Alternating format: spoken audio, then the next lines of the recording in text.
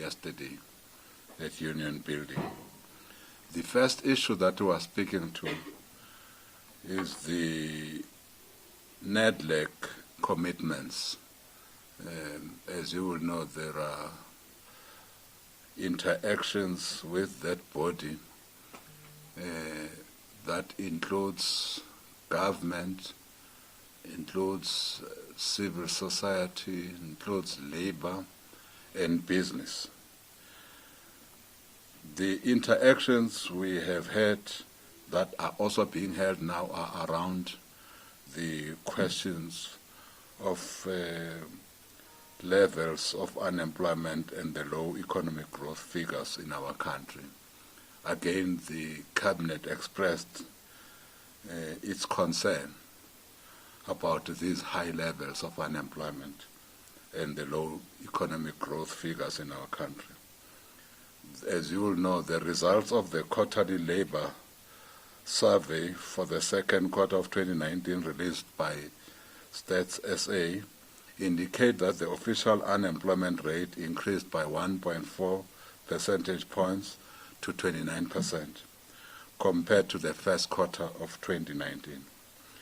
Cabinet remains committed to addressing structural challenges that continue to affect the performance of our economy and its ability to respond to developmental challenges.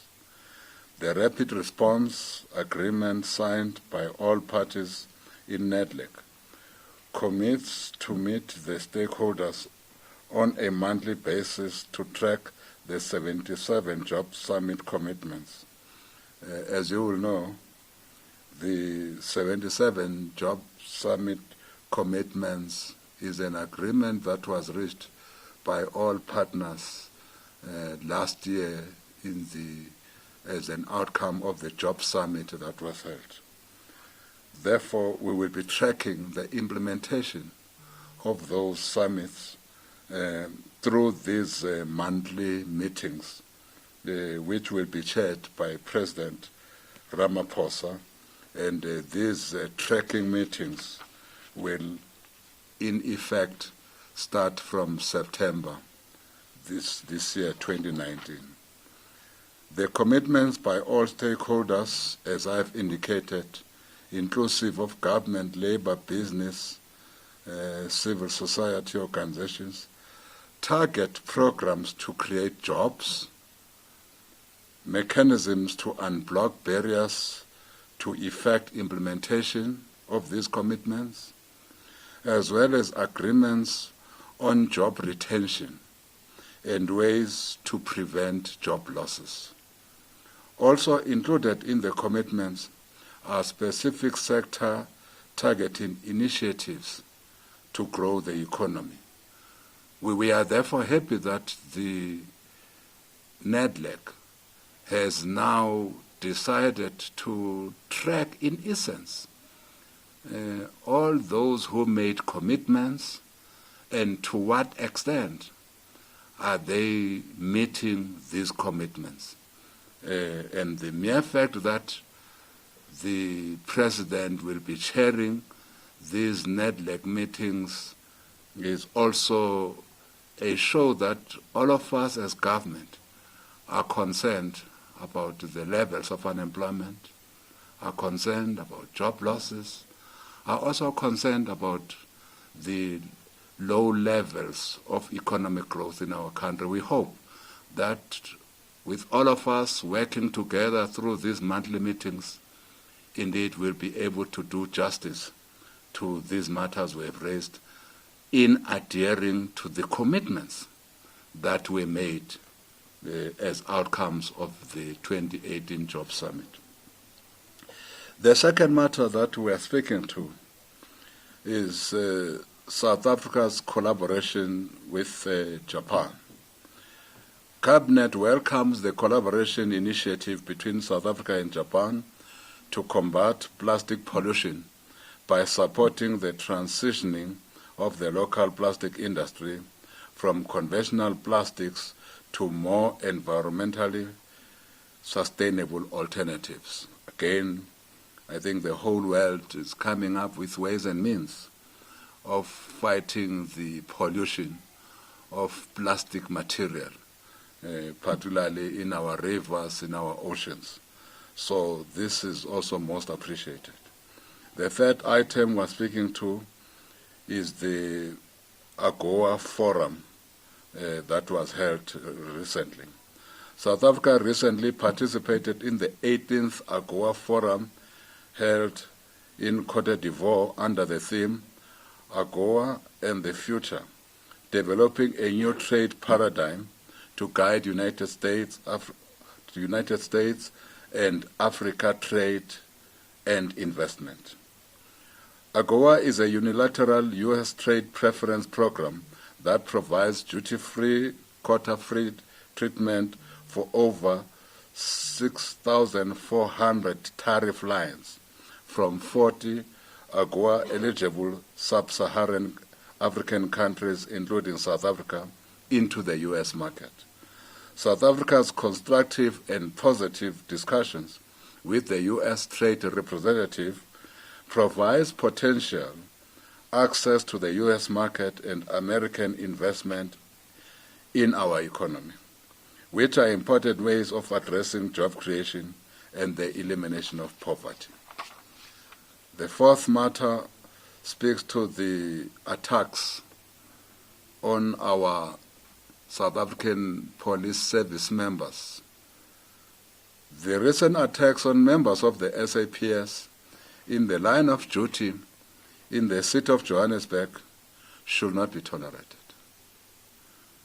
Cabinet condemns the attacks in the strongest possible terms and have instructed our police and other law enforcement agencies to pursue the suspects without any fear or favor. We are happy that our police have started doing so. We are happy that a number of the suspects are now behind bars. We are also happy that our police have also retrieved a number of illicit and illegal goods from those quarters that sought to attack our policemen. So we are happy that our policemen and women have gone into those areas and removed all counterfeit illegal goods from shelves. And of course, we also know that, as we will say in our statement, many even of those people who are selling those goods are doing so outside of our South African legal framework. They do so without permits to sell. They do so undermining our own municipal bylaws. We are therefore happy that something is being done around these illegal traders. The Constitution of the Republic of South Africa of 1996 directs that the law enforcement agencies, inclusive of our police service, must prevent, combat, and investigate crime, maintain public order, protect and secure its inhabitants and their respective properties, and uphold and enforce the law. Any attacks on our law enforcement officers is an attack on our state and its sovereignty. Such attacks should not go unpunished. We call on all communities to support our government agencies, particularly those enforcing our laws, and also unite against these banditry actions that seek to attack our police officers. Cabinet calls on the law enforcement agencies to continue to enforce the law and act decisively to those who violate the laws of our country. Municipal bylaws must at all times be adhered to, and we call on all our municipalities to enforce our municipal bylaws. We remain a law-abiding country that will continue to ensure peace, stability, and prosperity for all its citizens. Cabinet expects all who live or work in South Africa to collaborate with our law enforcement agencies to combat criminals and illegal activities. Cabinet reassures the nation that the country's law enforcement agencies will act decisively and arrest people who perpetrate lawlessness and violence, even against our own law enforcement agencies. They will have no place to run and no place to hide as we pursue them anywhere and everywhere they are. The fifth matter speaks to destruction of public property. Cabinet welcomes the end of the recent strike in the city of Tshwane. However, well, we should have added something. Cabinet welcomes the end of the recent bus strike in the city of Tshwane. However, it is highly regrettable that bus drivers blocked major routes into the city with municipal buses, and some of the strikers vandalized infrastructure and reportedly intimidated members of the public. Cabinet is concerned about the growing incidence of destruction of public property that accompany protests and strike action in our country. The right to protest is protected and enshrined in our Constitution, and there are many peaceful ways to address public grievances without destroying public services and property. Restoring damaged infrastructure has huge financial and social implications, which negatively impact on citizens who use such amenities daily. The sixth matter is on the silicosis settlement. Cabinet noted the 5 billion historic settlement approved by the Gauteng High Court, which sends a strong message to mining companies to prioritize the safety of workers to prevent diseases that could potentially occur long after their retirement. The High Court judgment will result in thousands of former mine workers being compensated for the pain and suffering they endured after contracting diseases linked to prolonged periods working in the gold mines, which includes silicosis. Cabinet also commended the legal teams, including our legal teams which represented various parties in the lengthy case that settled on compensating the former mine workers or their eligible heirs, particularly on the part of mine workers who have departed, after they suffered from silicosis or certain types of tuberculosis contracted at certain gold mines after the 12th of March 1965. 6 gold mining companies, African Rainbow Minerals, Anglo-American, Anglo Gold Ashanti, Goldfields, Harmony and Sibanye Stillwaters, along with the claimants' attorneys, will set up the Chiamiso Trust, which will ensure qualifying miners or their eligible heirs receive the compensation. The 7th matter is on the Mozambique court. Cabinet welcomes the signing of the Peace and Reconciliation Agreement in Mozambique on Tuesday, the 6th of August 2019, as a sign of solidarity with the people of Mozambique and in support of peace and stability in that country.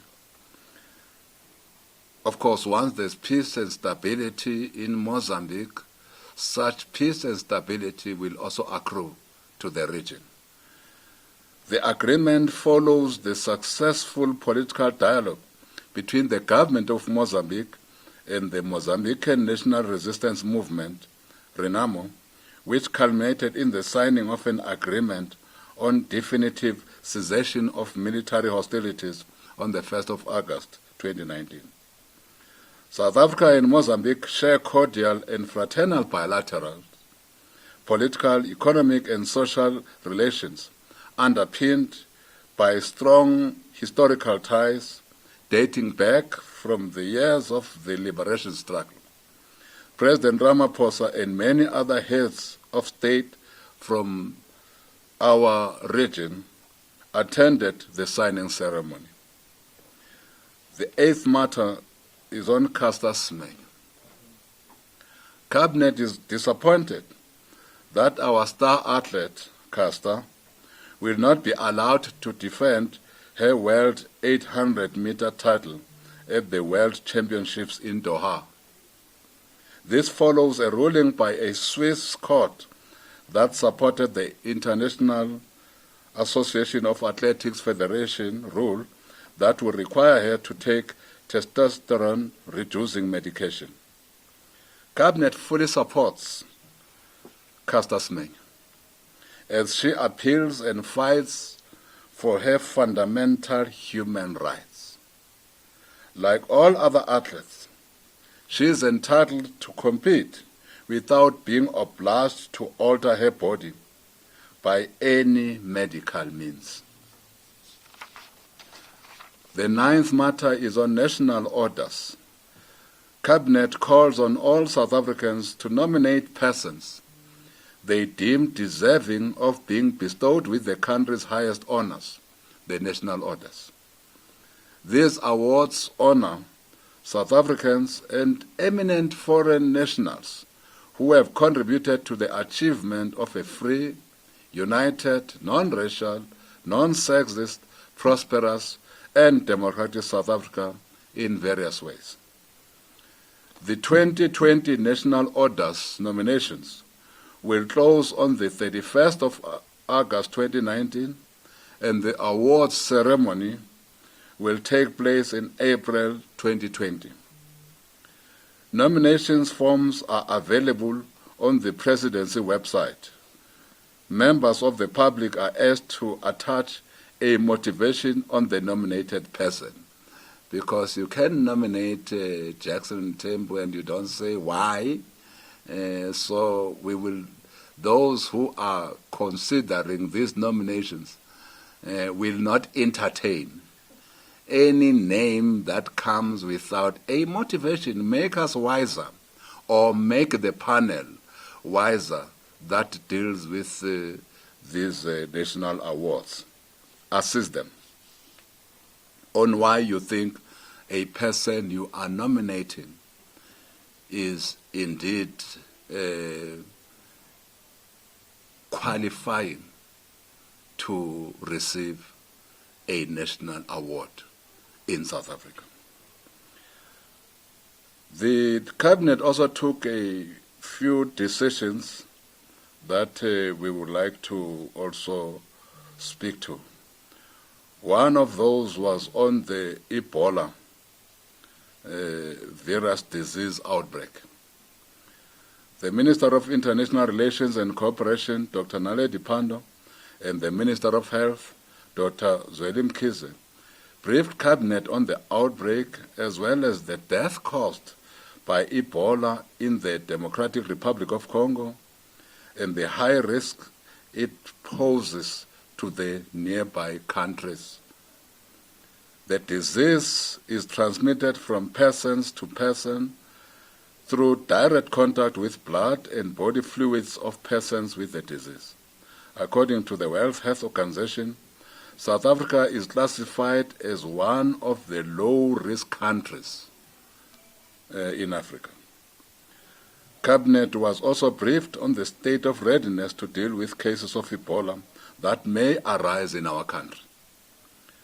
3 separate risk assessments undertaken have confirmed the low-risk Ebola profile status of South Africa.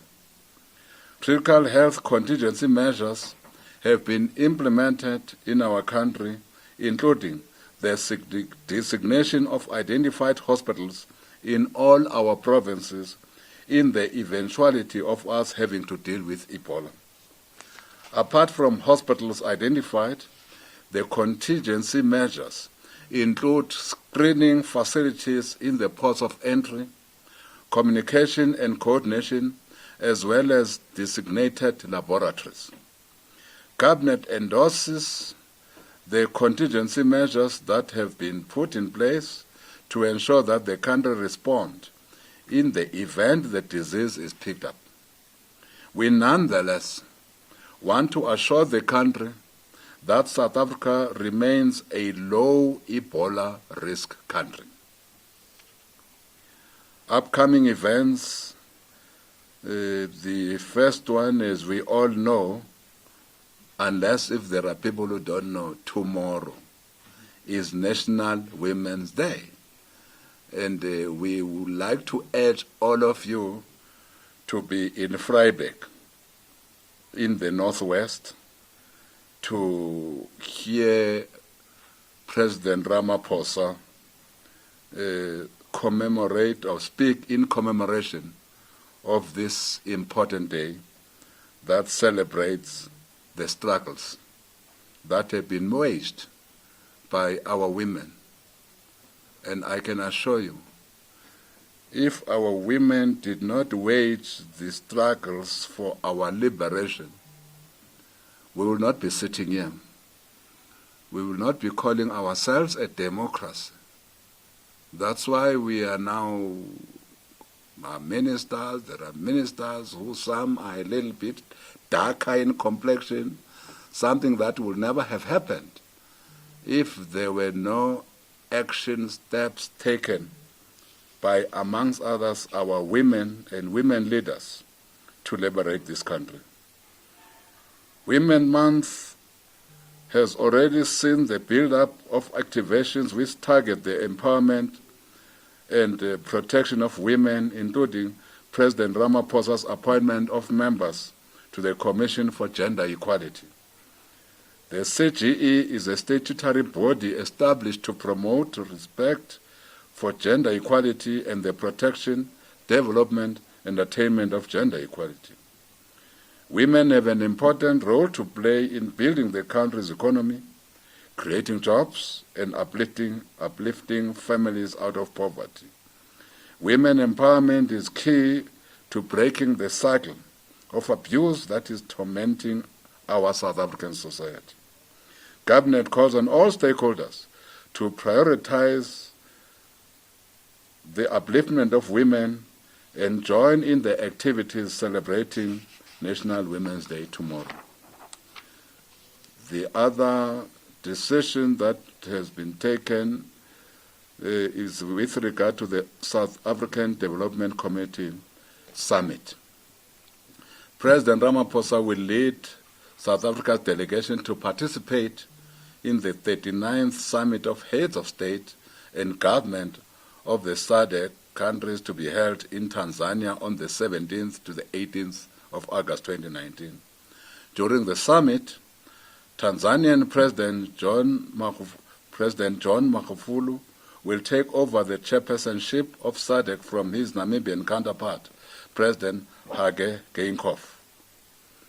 The SADC summit is also expected to deliberate on wide-ranging issues, including implementation of the region's operational plans and priority programs such as industrialization, trade, infrastructure, development, establishment of a regional parliament, and consolidation of peace and security in the region. The last part we are speaking to are condolences. The Cabinet sent its condolences to the people of the Republic of Tunisia on the passing of President Beji Caid Essebsi.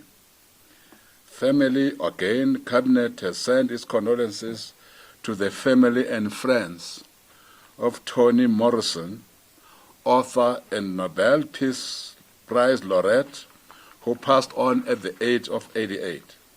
The acclaimed author chronicled the African-American experience in fiction books over 5 decades, in novels including beloved and the bluest eye.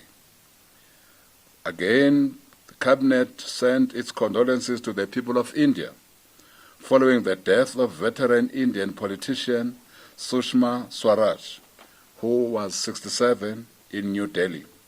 Swaraj was the country's foreign minister from 2014 to 2019. She was the second woman to hold the office in India's history. The last part is where Cabinet congratulates and sends its well wishes. The first one, Cabinet commends the group of 45 young men and women working on fire crew and their senior managers who spent almost 30 days fighting fires at the province of Alberta in Western Canada.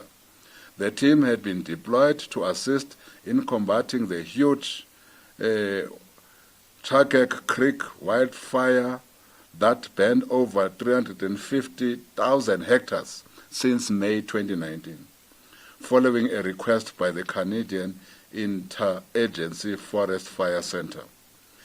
Cabinet again congratulates our swimmers who have done the nation proud at the FINA World Championship 2019 in South Korea. Zain Waddell claimed gold in the 50-meter backstroke. Chad Little claims 2 bronze medals in the 100-meter and 200-meter butterfly, and Tatiana Schoonmaker claims silver in the 200-meter breaststroke. Again, Cabinet wishes the South African under-13 baseball team well when they fly our flag high at the World Cup tournament in South Korea from the 30th of August to the 8th of September 2019. The last one, Cabinet congratulated Khanyisile Mthethwa, the talented flutist, who is the first African to be selected as the recipient of the 2019 Mima Brown International Scholarship, which is awarded by the National Flute Association of America. That ends the statement of the Cabinet. Thank you very much, Sis Pumla. I hope there are no questions. Yes, thank you. Can we start with Cape Town? I'm not sure. Cape Town, do you have some questions? Yes, we've got 2. We'll start with Paul. Thank you. Good afternoon, Minister Paul Bekiata from Bloomberg. On the economy, you mentioned the neglect issue and so on. Are there any other plans to have any kind of special cabinet or cabinet subcommittee meetings about the economy coming up soon in order for government to sort of plan or implement measures to help kickstart the economy? And secondly, we talked about the attacks on the police and so on. Reports also came back today about, this morning, about at least 7 policemen being arrested for trying to sell back the confiscated goods to the vendors. Any reaction on that as well, please? Thank you. Thank you. The next one. Yagalana from Report newspaper.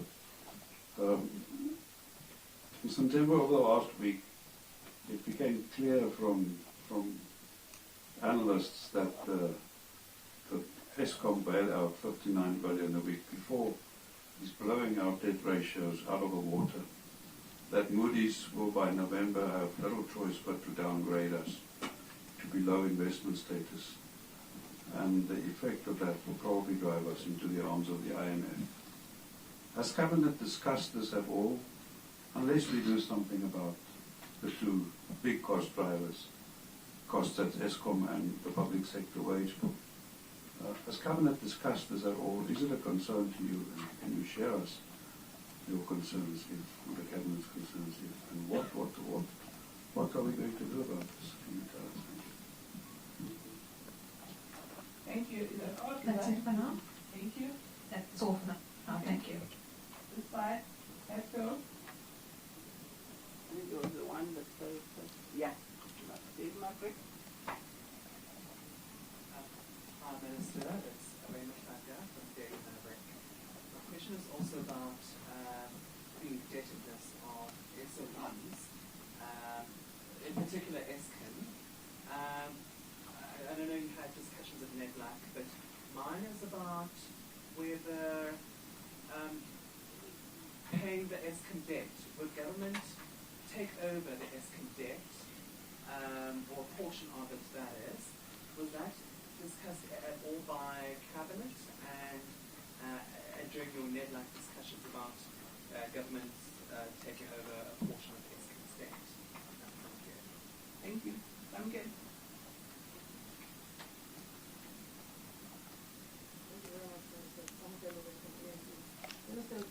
Samgalo from what? Oh, thought you were saying something else. Minister, basically on the issues of the economy, what is government's plan exactly? We understand that the issues of looking at the implementation of the commitments made at the job summit, but is there an actual concrete plan that's on the table and is going to be implemented besides relying on commitments that were made by foreign direct investors or maybe local investors into the jobs economy? What is Cabinet's exact plan when it comes to growing the economy of this country? And then lastly, on the issues of the national health insurance, did Cabinet reflect on this bill that's being tabled now by the Minister of Health, Dr. Judgement, on the issue of the national health insurance? Where does Cabinet sit when it comes to the NHI and its implementation? And then lastly, this is a bit of a trans question. The court judgment that's just taken place now. I've not heard it. Remedial action. Can you just comment on that from the spokesperson of Cabinet? Thank you. Cabinet never discussed the last issue. Thank you very much. Okay. Minister, those are the only questions. Maybe we have answered on the last issue. It was not part of Cabinet decisions or engagements, court cases. NHI definitely, the Cabinet Committee dealing with matters of health had engaged on this matter for a very, very long time, to an extent that Cabinet, through the Minister of Health at the time, Motsoaledi, and thereafter Minister of Health, Dr. Zweli Mkhize, even requested inputs from peoples and people of South Africa and organizations.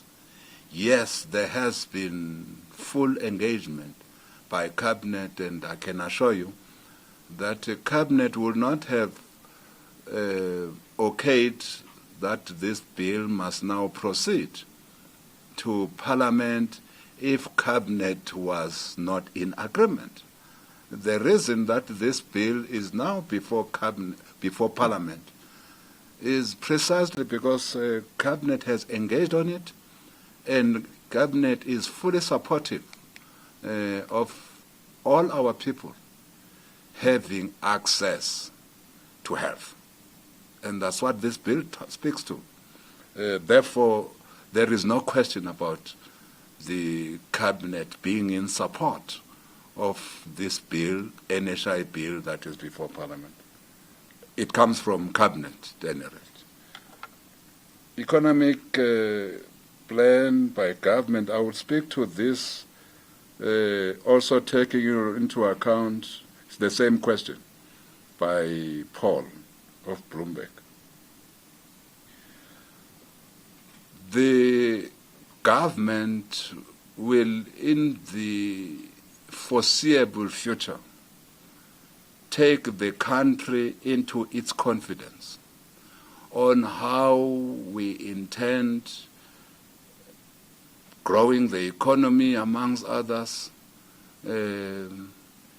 again responding to what the Statistician General has said about levels of unemployment in our country.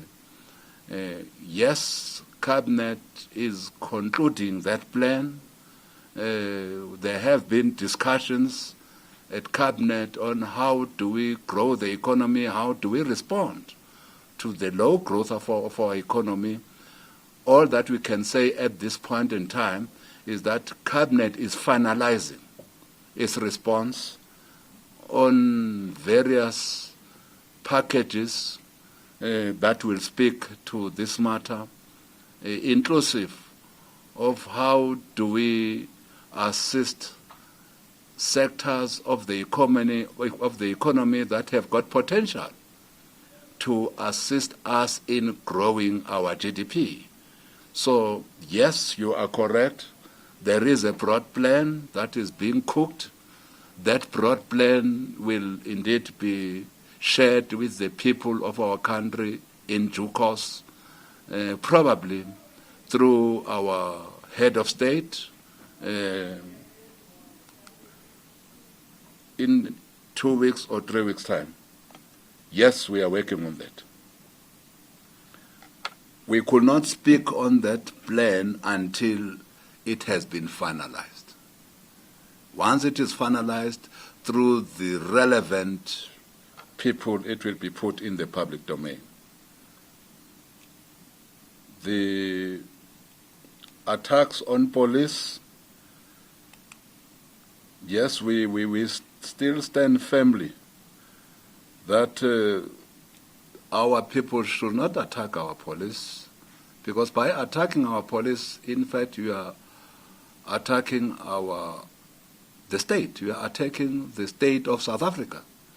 So people who attack the police must receive the harshest possible punishment, of course, through our laws and through our courts.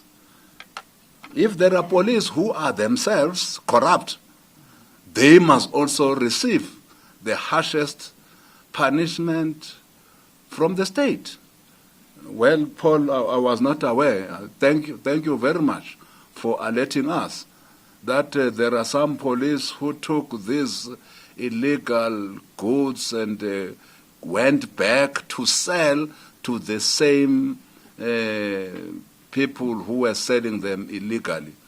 Now, my own view is that the law must take its course, even as it relates to those policemen who have now sold back confiscated illegal goods to illegal vendors.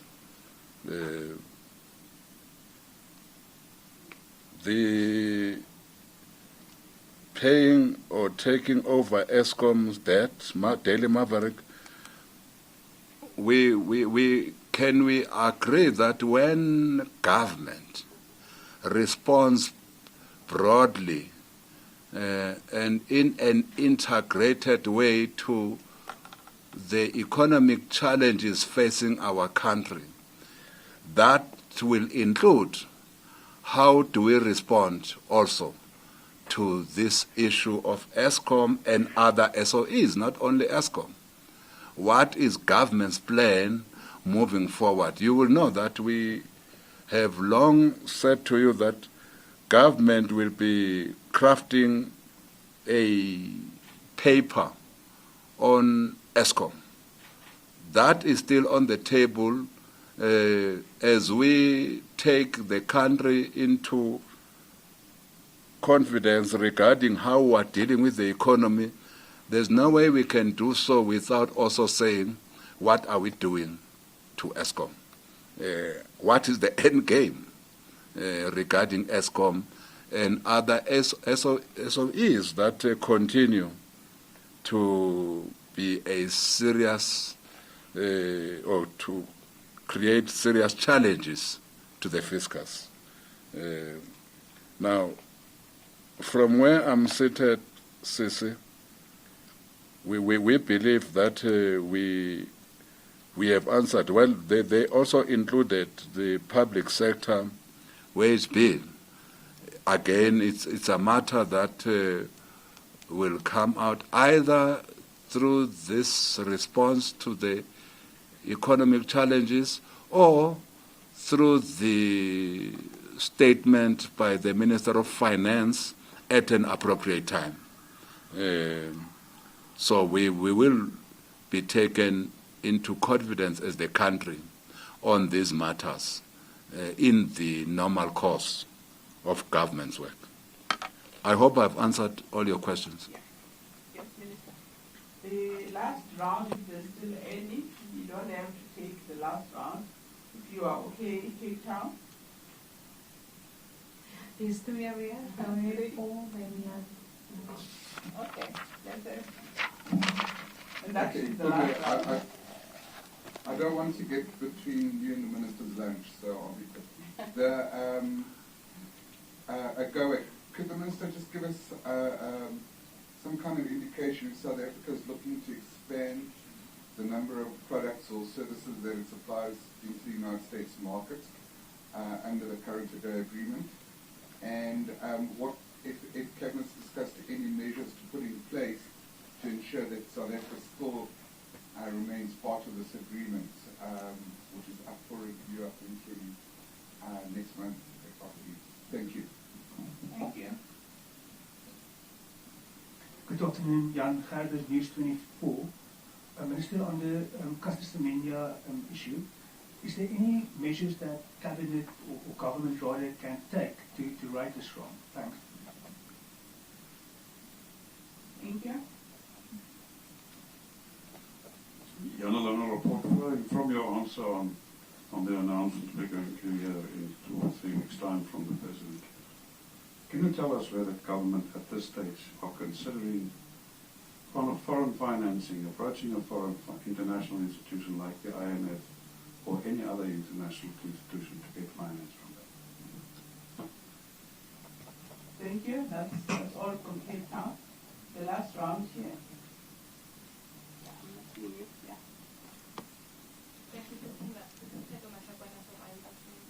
I wanted to find out if Cabinet has all addressed the suggestion that Treasury that public service salaries could maybe be cut by 10% in order to address the bulk in wage growth. Thank you. Yes. I know this issue has been discussed with the ANC, but The mic. okay, Linda from Newsroom Africa. Minister, I know this issue has been discussed with the ANC, but if it happens with Cabinet that you discuss the issue of the President's funding in light of those leaked emails, is Cabinet concerned at all about those reports? Thank you. I think that's the last round and we're closing unless there's somebody. Okay, Minister, that's all for today. The last round. I start with the last one. No. Why are you laughing? No. Yes, it was not discussed. Definitely it was not discussed. Now what do you want me to say? I can't make up a discussion. If you want me to make up a discussion, I can't. It was definitely not discussed. Cut on civil servants' wages by 10%, no. All that we can say is that we are all have got to come to terms with the economic and financial position we are in. At an appropriate time, I believe that the relevant Minister of Finance, will speak to any issues that pertains to salaries, whether of ministers, whether of DGs, or of members of parliament, or any other category, if there is a need to speak to those issues. At the moment, we will await the Minister of Finance to speak to those issues. It has not thus far come to Cabinet. Is government approaching IMF? No.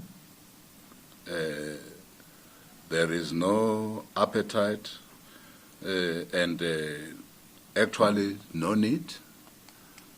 But I can assure you, there is a need for us to be prudent with our financial management. That is what we can say.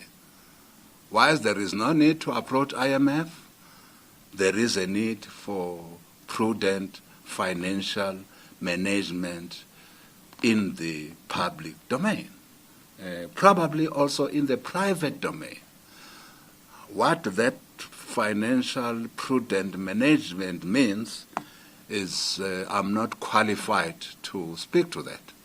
The Minister of Finance is well qualified, and I think the Minister of Finance will be able to take the country into his confidence when he presents the medium-term budget statement. Is it somewhere in October, September, October, somewhere there? So we can wait, but I can assure you that there is no plan in government to approach the IMF.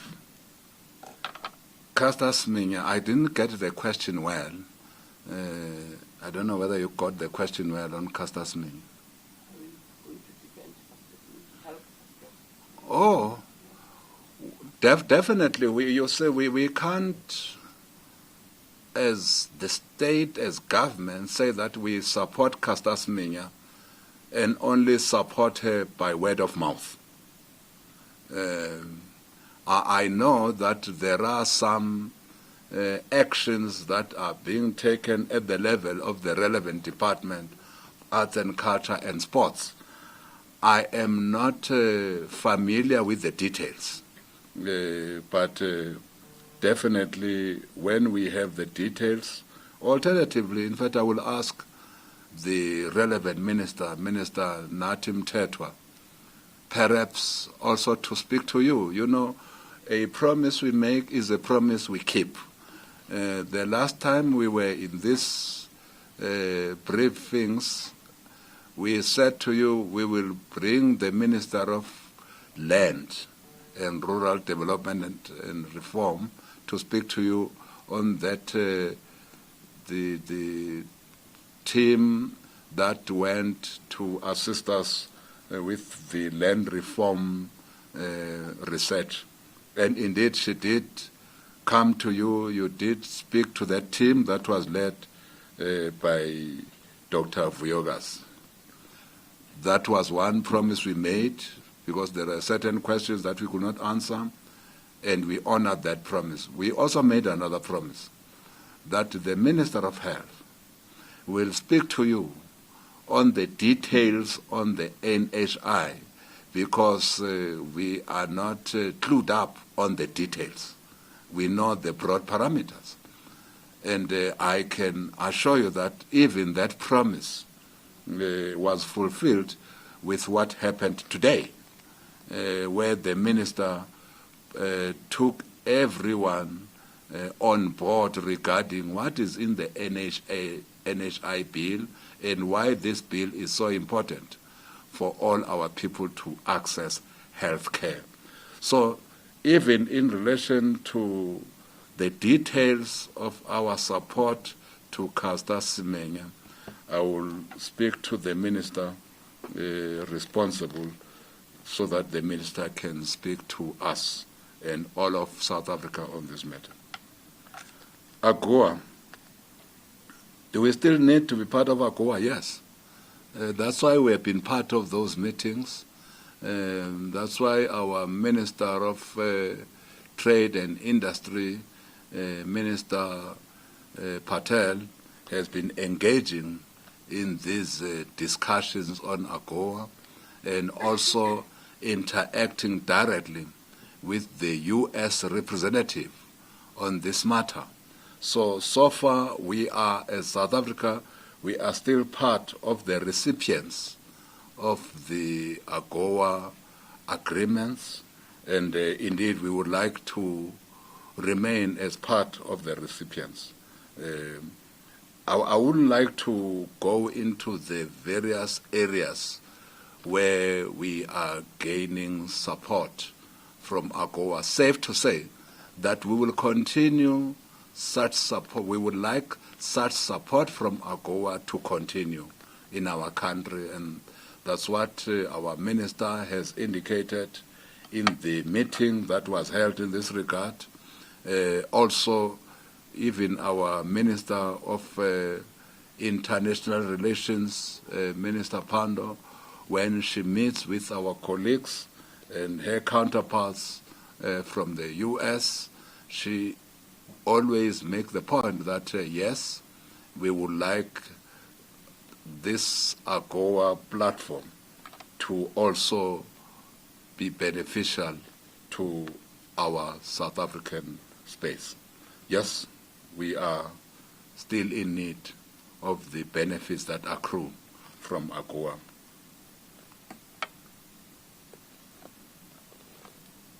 Thank you very much, Minister. We've come to the end of the briefing, and thank you very much for coming. Sis Pumla? Yes. Sis Pumla, I'm sorry to disturb. We do have one last question and get on. Okay. Yes, yes, Minister, it's Thabo Mokone from the Sunday Times. Yeah. I'm not sure if I understood you well on what you are saying about the issue of salaries and what the Minister of Finance will address. You say at the appropriate time. I think you are saying you're talking about the medium-term budget policy statement. Given what you are saying in this regard, are you then confirming or saying to us that indeed it is the case that the cabinet is supportive of a 10% cut for salaries of senior civil servants, ministers, MPs, and other public office bearers? Is that what the finance minister is going to tell us in the medium-term budget policy statement? No. That's how I understood you. I'm not sure if that's You understood me wrongly. I've said matters of prudent financial management, those matters particularly in the public domain, those matters are in the domain of the Minister of Finance. I said I'm not aware of any cuts, whether to the civil service or to MPs or to ministers. But I said to you, because of the difficulties all of us are under, there is an expectation that there must be prudent financial management. As to what that entails, those are details that we will get from my colleague who's responsible for that area. And the colleague responsible for that area is Minister Tito Mboweni. I've therefore not agreed with anybody who says that there will be 10% cuts. I don't know. I've not agreed with anybody that there will be cuts to any salaries of any civil servants, because I don't know. Until the Minister of Finance takes South Africa into his confidence regarding matters, financial matters of the public purse. So that's what I said, Thabo. I did not agree to your question. All I said is that as we deal with this matter, all of us, our logic must then say that obviously we must be prudent in our financial management. What that means, what steps we take in acting in a prudent manner is not something that I can speak to. The only person that can speak to that area of work is our Minister of Finance. The last part, let me repeat it. I am not aware of a 10% cut to either civil servants, to ministers, to members of parliament. But having said that, I know that there must be plans that speaks to prudent financial management. What those plans entail, indeed, I will ask the Minister of Finance to come and speak to you. If you think that waiting until the medium-term budget statement is waiting too long, I will ask the Minister of Finance if he has the time to come to you, or if the law allows him to speak to you before he speaks to the nation. I'm not sure whether the law allows him, but I will pass your message to the Minister of Finance. Thank you very much, Minister. The briefing is adjourned. Nizithatha phi lezi zinto thabo? Le nto esingazazi, where do you get these things from? The 10%. All these things that you are talking about. The 10% was communicated by the DG of Treasury in an interview with the City Press, I think, a fortnight ago. Okay, I will ask the DG of Treasury to come and answer the question. Asking a wrong person. Thank you. Thank you very much. Bye. Thank you. Hey.